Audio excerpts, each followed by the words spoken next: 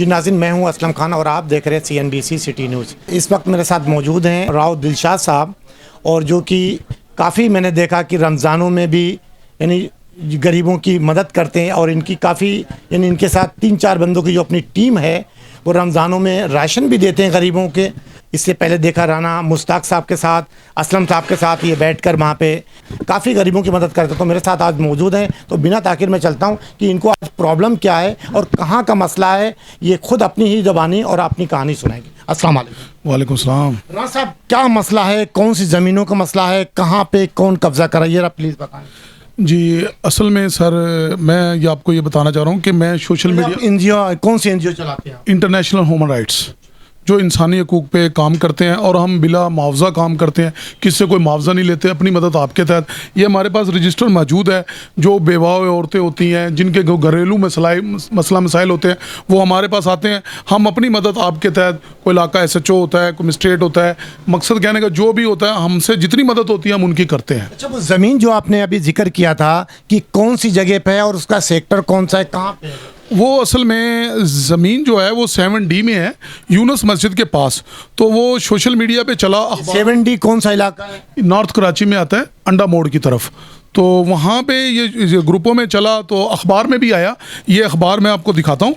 नाज़रीन, ये देख सकते हैं कि अखबारों में आया। इनका कहना ये कि ये जो कुछ ज़मीन जो कब्ज़ा वहाँ पे हो रही है, सरकारी ज़मीन है, और ये अखबारों में दिया हुआ है। तो इनके पास कुछ लोग आए, ये दरख्वास्त गुजार है जिसने दरख्वास्त दी थी, ये रही हो।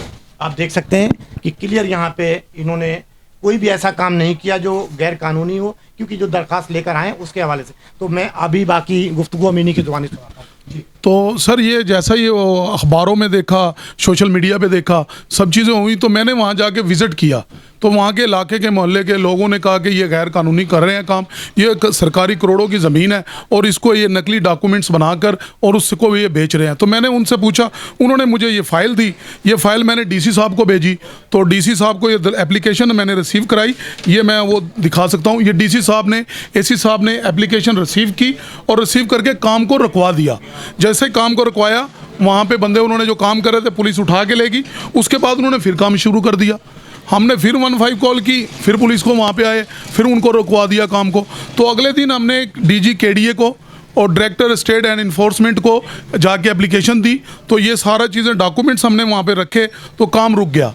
लेकिन राना साहब, सवाल यहाँ पे पैदा होता है कि राना दिलशाद वहाँ पे कहीं ये तो नहीं कि राना दिलशाद का अपना मफाद हो वहाँ पे, कोई इसलिए उस पर कि वहाँ पे सोच रहे हैं कि हम कोई ऐसा काम ना फलाई, क्योंकि आप फलाई एक इदारा चलाते हैं, कहीं आपका तो इरादा नहीं कि वहाँ पे कुछ बनाने का? देखें सर, हमें ऊपर से हदायत आई है कि हम कोई ऐसा काम ना करें जो गैर इखलाकी हो, गैर कानूनी हो। हम पाकिस्तान दिफा के लिए काम करते हैं, और ह्यूमन राइट्स का, इंसानी हकूक़ पे जो भी मामलात हैं, हम पाकिस्तान के दिफा के लिए खड़े हैं। हमारा उसमें कोई ज़ाती मफाद नहीं है। हम जो भी सोशल वर्किंग करते हैं, आप हमारी इन्वेस्टिगेशन कर सकते हैं खुफिया तौर पे भी, जैसे भी। हम किसी से कोई मुआवजा नहीं लेते।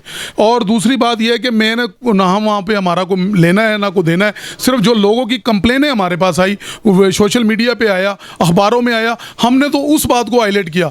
उसके मद में मुझे मुख्तलिफ जगहों से फ़ोन आ रहे हैं कि जी आप इस काम को, ये मैं फ़लानी से एक जगह है उसके 4 मालिक अभी तक आ चुके हैं। अब असल मालिक कोई नहीं आ रहा। और मैं जो मेन बात है जिस पे ज़्यादा सोचो फिक्र में हूँ कि पुलिस आती है, काम रुकता है, बंदे उठा के ले जाती है, अगले दिन फिर चलूँ, काम रुकता है, अगले दिन फिर शुरू। कहीं ये तो नहीं कि SHO या पुलिस वहाँ की मिली हुई है? सर इसके बारे में मैं कुछ नहीं कह सकता, लेकिन मैं ये कह सकता हूँ कि AC साहब आए, बंदे उठा के लेके बंदे को कैसे छोड़ दिया। फिर DC साहब, सबके नॉलेज में ये बात है और इस काम को रुकवाया गया है। अब जब वहाँ पे दीवारें वगैरह सब कुछ ख़त्म, काम को रोक दिया है, लेकिन रोज़ रोकते हैं, रोज़ पुलिस आती है, 15 उठा के ले जाती है, क्योंकि कुछ ना कुछ दाल में काला ज़रूर है। मैंने ये देखा, ये खाली एक जगह का मसला नहीं, ये पूरी कराची के लैंड माफिया जो कब्ज़ा करती, जगह जगह सरजानी में देख लें, लांडी में देख लें, कोरंगी में देख लें, मुख्तलिफ जगहों पे। तो राना दिलशाद ही क्यों ऐसा एक आलम उठा के चल रहा है? क्या आपको कोई डर नहीं लगता किसी चीज़ से कि आप ये आलम उठा के चल रहे हैं? देखें जी, वो बड़ी प्यारा शेर याद आ गया, आगा अपनी मौत से कोई बशर नहीं, समास हो बरस का पल की खबर नहीं। हम प्यारे नबी करीम सल्लल्लाहु अलैहि वसल्लम के मानने वाले हैं, और कुल्लु नफ्सिन जायकातुल मौत, मौत मौत का तो मज़ा हर किसी ने चखना है।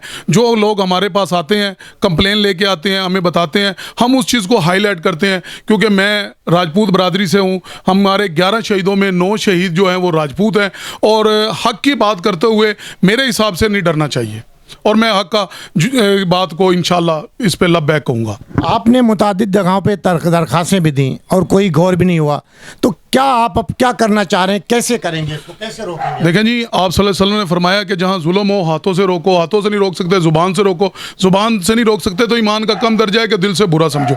हमारी ह्यूमन राइट्स, हमारे इंसानी हकूक जो हमें इजाज़त दे रहे थे कानूनी कार्रवाई करने के, वो हमने कर दिए हैं, और हमने जो हमारे से हो सका हमने किया। अब आगे आला अफसरान है, हमारी तो आला अफसरान से रिक्वेस्ट ही है सर, हम रिक्वेस्ट ही कर सकते हैं। बाकी हम लैंड माफिया ना कब्ज़ा माफिया ना हमारा कोई ज़ाती वहाँ पे मफाद है। लेकिन राना साहब, दरख्वास्त जो दी वो इलाके के एक बंदे ने दी आपको, वहाँ के और लोग आपके पास आए या अकेला एक बंदा आया, कहीं उसका अपना जाती मफाद तो नहीं था? सर इलाके ने एक ने नहीं दी दरख्वास्त, वहाँ के मोहल्ले के लोग आए, उन्होंने आके बोला कि ये एसटी जगह है, ठीक है, और वहाँ का एक कौंसल भी था, और 2-4 और इलाके के कहने लगे कि राव साहब ये लोग बहुत लैंड माफिया, बहुत ये कब्ज़े वाले हैं, और हमारी दुश्मनागी नहीं होती अगर आप ह्यूमन राइट्स के हवाले से आवाज़ उठाएं, और ये ग्रुपों में भी चल चुका है और मीडिया पे भी आ चुका है। तो हमने तो उस चीज़ को हाईलाइट किया, हमारा ज़ाती मफाद उसमें कोई नहीं है। तो देखिए, ये तो खाली आप वहीं का, क्योंकि जब सरजानी में भी हो रहा तो वहाँ आप एक्शन क्यों नहीं ले रहे हैं, यहाँ का एक्शन क्यों ले रहे हैं, ये सवाल पैदा होता है यहाँ पे। सर बात ये है कि सुरजानी अब पूरे पाकिस्तान में जाके भी, अब हम किसी के सर जाके तो नहीं लगेंगे, कोई हमें आके बताएगा, हमारे को तक आवाज़ पहुंचेगी, और इंशाल्लाह सुरजानी छोड़ पाकिस्तान के किसी कोने में हुआ, इंटरनेशनल ह्यूमन राइट्स वहाँ पर मौजूद है। हमारे पास जैसे कोई चीज़ आई हम इंशाल्लाह वहाँ पे ज़रूर पहुँचेंगे। अभी मैं ये बात कर देना चाहता हूँ, 40 दिन से एक औरत का बच्चा जो लापता था 20 साल का, तो इंटरनेशनल ह्यूमन राइट्स ने अपनी मेहनत की, 2 दिन में उस बच्चे को तलाश करके दिया, उसका रिकॉर्ड भी हमारे पास मौजूद है। एक बच्ची का कान काटा गया, उसकी FIR नहीं कट रही थी, वो भी का है। एक औरत के कपड़े फाड़े गए, वो यहाँ थाने में दर-बदर फिर रही थी, कोई नहीं सुनी, हमने वो, ये सब चीज़ें मेरे पास मौजूद हैं। अगर किसी ने आगे चेक करना है रिकॉर्ड में से चेक कर सकता है।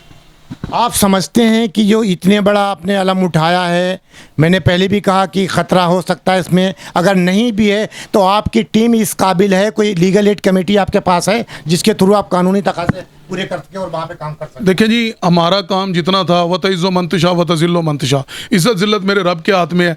हक़ की आवाज़ उठाई है, और हक़ की आवाज़ मैं ये चाहता हूँ कि हर पाकिस्तानी को उठानी चाहिए, क्योंकि हम जिस बात पे काम कर रहे हैं, ना वहाँ गोरा, ना काला, ना अरबी, ना अजमी, क्योंकि कुरान शरीफ में अल्लाह रब्बुल इज़्ज़त ने फरमाया, जिसने एक इंसान की जान बचाई गोया उसने पूरी इंसानियत की जान बचाई, और जिसने एक इंसान को कत्ल किया गोया उसने पूरी इंसानियत को कत्ल किया। हम इंसानियत पे काम कर रहे हैं, और जो भी चीज़ होती है हर इंसान की आवाज़ बनती है, क्योंकि पाकिस्तान हम सबका है।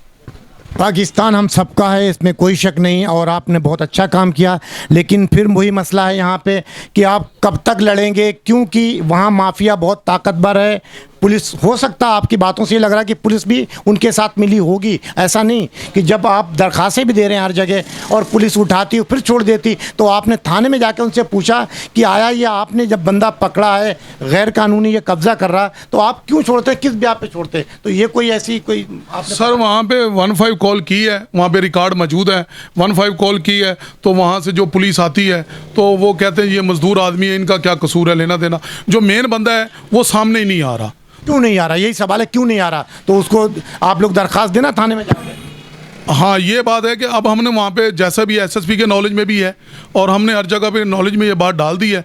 अब जैसा ही आला है काम इस चीज़ को नोटिस में लेगा, हमारा जो काम बनता था इंशाल्लाह हमने। राना साहब, नॉलेज में देना एक अलग चीज़ होती, राइटिंग में देना एक अलग चीज़ होती।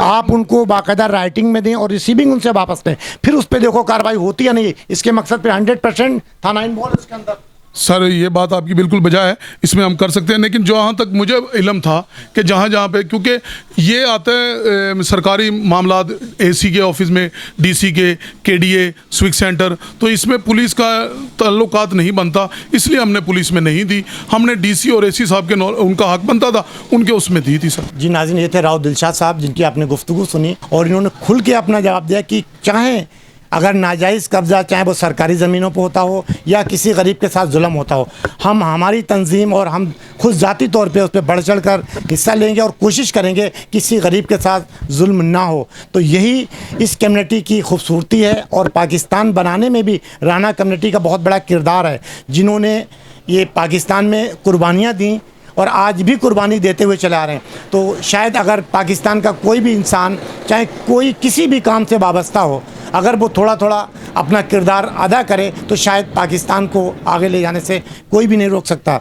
तो इंशाल्लाह कल किसी और नए मेहमान के साथ आपसे मुलाकात होगी। जब तक के लिए अल्लाह हाफिज़। पाकिस्तान जिंदाबाद। इस वीडियो को लाइक करें, हमारे चैनल को सब्सक्राइब कर बेल आइकन जरूर प्रेस करें, हमारी न्यू वीडियो सबसे पहले देखें।